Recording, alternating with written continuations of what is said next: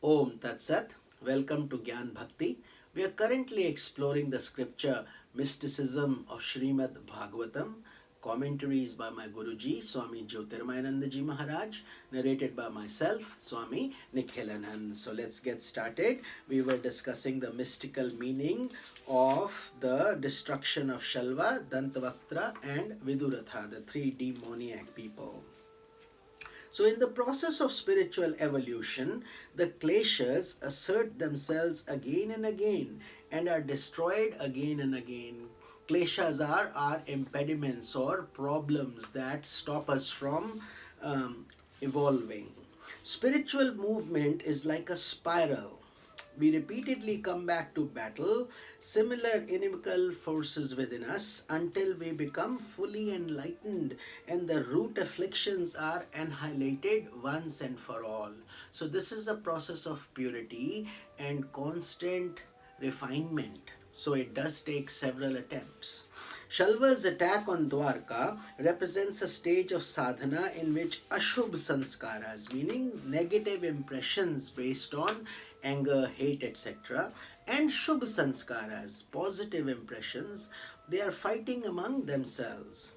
Dwarka is the chitta or unconscious which contains positive or shubh sanskaras. The aspect of the mind that harbors ashubh sanskaras is Shalva's vehicle. Riding on that Viman, ego harasses the positive elements in our personality.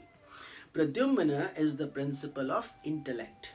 Intellect cannot attain victory in this strange battle unless it is associated with God, meaning the divine self.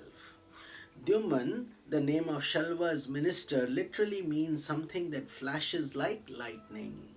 From the vehicle of ego, certain impulses move like lightning to crash upon the intellect and destroy its placidity. In advanced stages of sadhana, spiritual discipline, as we look within ourselves, we reach the very source of our ego. From that source, where the ego seems like a transparent veil, the divine self is seen perfectly. However, with the slightest leaning on I-ness and mindness, or the slightest tinge of egoism, the transparency is lost. Shalva seems to win. It is by constant practice of vichar or inquiry into who am I that an aspirant is able to develop an enduring state of purity in the mind. Otherwise, when there is the slightest distraction due to attachment, ego dominates the discriminative vision.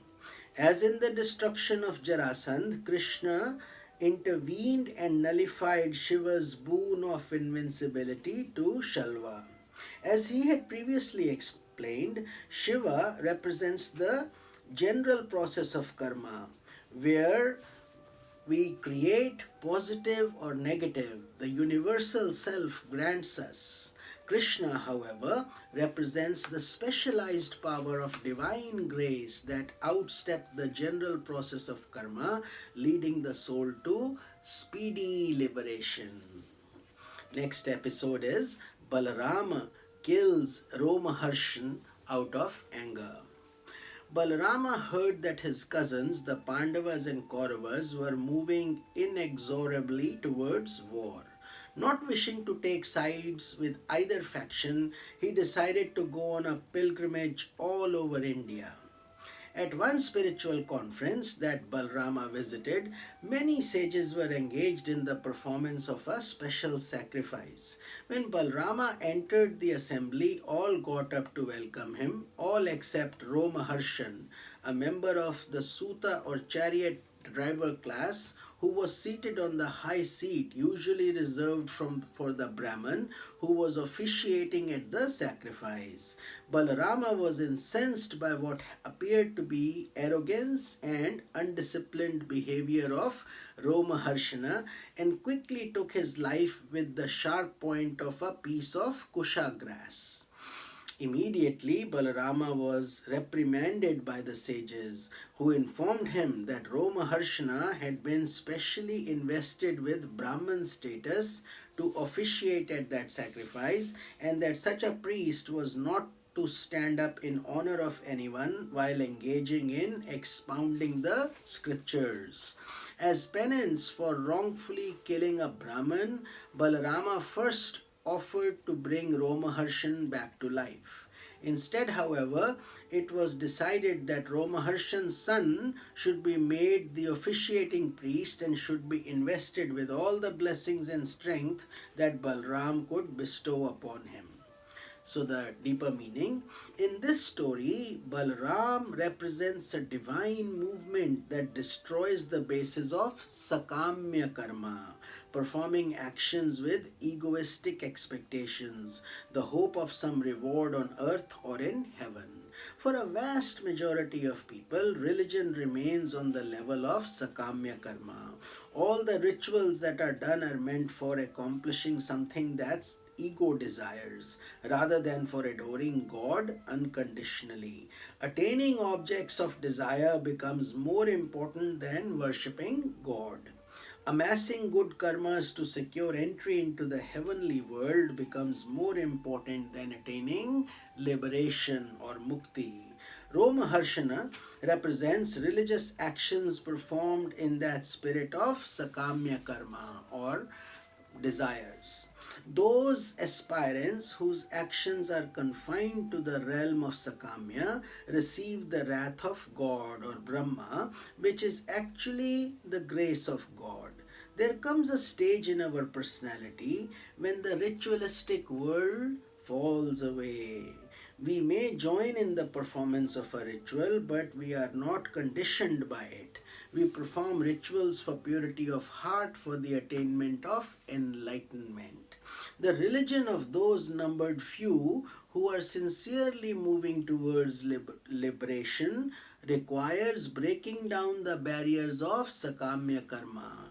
Sattvic ego born of Paravaragya meaning supreme dispassion, must be our officiating priest, not the impure ego that stops at the fruit of karma and cannot go beyond it. The next episode is Balarama destroys Balvala. As further expiation for his sin of killing Romaharshan, Balrama was asked by the sages to destroy a terrible demon known as Balval. Every month, this demon would come to defile the sacrifice being performed by raining down flesh, blood, intestines, and other horrible things to pollute the sacrificial hall. The next time that Balwal came to do this offensive deed, Balram was ready for him. Invoking his special plough, Balram dragged the demon down from the sky. Then he hurled his powerful musal or pestle against the demon's forehead and destroyed him once and for all. Balaram was adored by the sages for destroying Balwal and presented with garlands of flowers that never wither. He then continued his long journey, visiting one pilgrimage center after another. Meaning, Shalva represents our asmita or egoism, and Dantavaktra and Viduratha represent rag, dvesh, meaning attachment and hatred. So if we recall, in the slaying of Shalva, Dantavaktra and Viduratha by Krishna, there was a reiteration of the need for eradicating the kleshas. These are afflictions that restrict the unfoldment of human personality.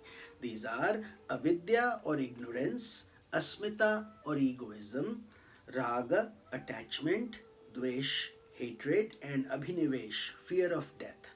This theme is continued in the slaying of Balwal by Balarama. Balwal represents abhinivesh klesh or fear of death.